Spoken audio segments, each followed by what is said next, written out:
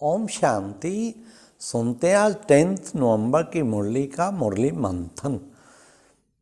आज बाबा ने कहा, देखो बच्चे, बाबा त्रिलोकीनाथ है तो तुम बच्चे भी त्रिलोकीनाथ हो। तुम भी अपने को कहला सकते हो। तीनों लोकों में चक्कर लगाने वाले बुद्धि के द्वारा तो त्रिलोकीनाथ हुए ना। और प्रैक्टिकल में भी हम त्रिलोकीनाथ बनते हैं। परम धाम तो हमारा घर है, उसके नाथ तो हम हैं ही हैं। साथ साथ बाबा जो सूक्ष्म वतन पे भी संगम पर कितना हम बुद्धि से जाते, रोज़ बाबा से मिलन मनाते, और प्रैक्टिकल में भी हर एक की संपूर्ण फरिश्ता स्टेज है सूक्ष्म वतन की, वहाँ के भी नाथ बनते। और फिर सतयुगी दुनिया, बहुत ही सुंदर दुनिया, उसके तो हम नाथ बनते ही हैं। उसीलिए तो पढ़ाई पढ़ रहे हैं, त्रिलोकी नाथ। फिर बाबा ने कहा, देखो बच्चे, जितना अच्छे अच्छे बच्चे होंगे ना, उनकी बुद्धि में पॉइंट्स रहेगी तो बड़े होशियार हो जाएंगे। होशियार डॉक्टर होता है ना, देखो बच्चे, उसके अंदर कितनी बुद्धि में दवाइयाँ होती हैं। तो इस तरीके बच्चे तुम्हें भी होशियार बनना है, अर्थात ज्ञान रत्नों की पॉइंट्स टप टप टप सारा दिन ज्ञान की पॉइंट टपकती रहनी चाहिए। इसका मतलब फिर आप क्या बन जाएंगे? मास्टर नॉलेजफुल बन जाएंगे। तो फिर बाप समान बन जाएंगे। खुशी भी पूरी रहेगी। जिसके अंदर ज्ञान रत्न बरसते रहेंगे ना, उसको खुशी बहुत रहेगी। फिर बाबा ने कहा, तुम्हारा फर्ज है सबको बाबा का संदेश देना, पैगाम देना। आखिर बच्चे फॉरेन वाले भी बहुत आएंगे।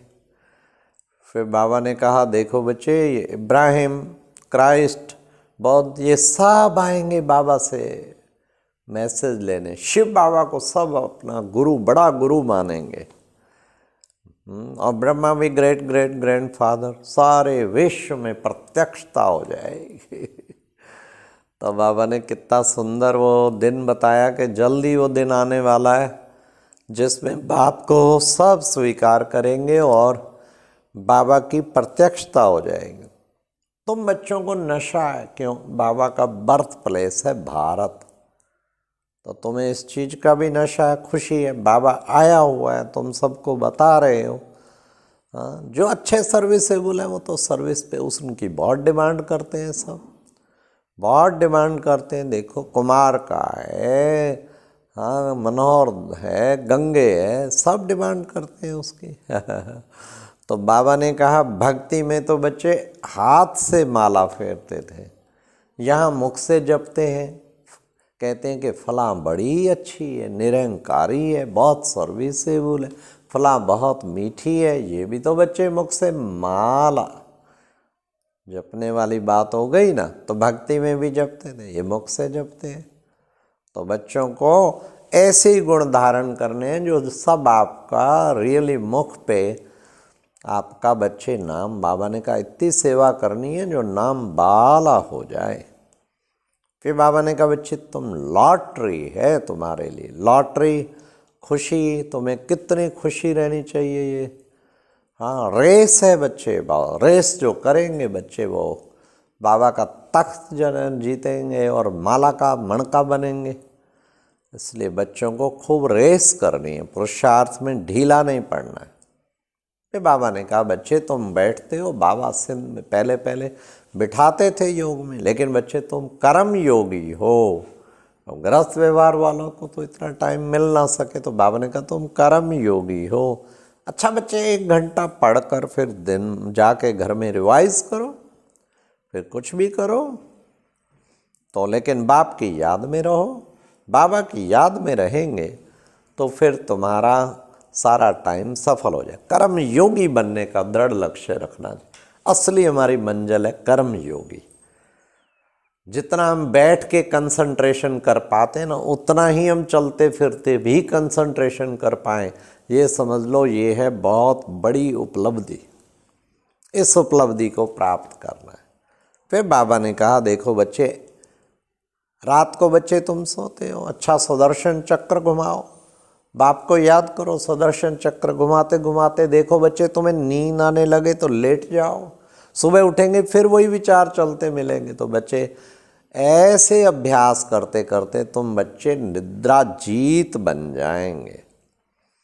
बाबा ने कहा शरीर का भी जास्ती ख्याल नहीं रखना, कहीं बहुत शरीर का चिंतन, हाय मेरे को ये है, ये बीमारी, बीसियों के आगे वर्णन करेंगे, वर्णन करने से ही बढ़ेगी वो।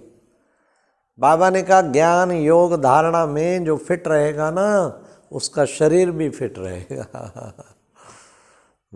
तो नहीं तो बच्चे ये शरीर सड़ता जाएगा और एक दिन क्या होगा, ये सड़कर कब्र दाखिल हो जाएगा।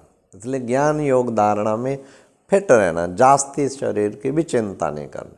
वे बाबा ने कहा ये है ज्ञान मानसरोवर, इसमें डुबकी लगाने से तुम परिजादे बन जाते हो।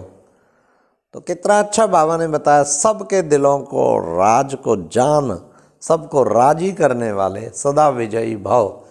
और कब जान पाएंगे, जब अंतर्मुखी बनेंगे, हर एक के दिल के राज को जान के उसको राजी करने से सेवा कितनी अच्छी होगी, सदा विजयी भाव। वैराग्य ऐसी योग्य धरनी है जिसमें जो भी फल डालेंगे वह फलीभूत अवश्य होगा। वैराग्य ऐसी धरनी है जिसमें जो भी फल डालेंगे वह फलीभूत होगा।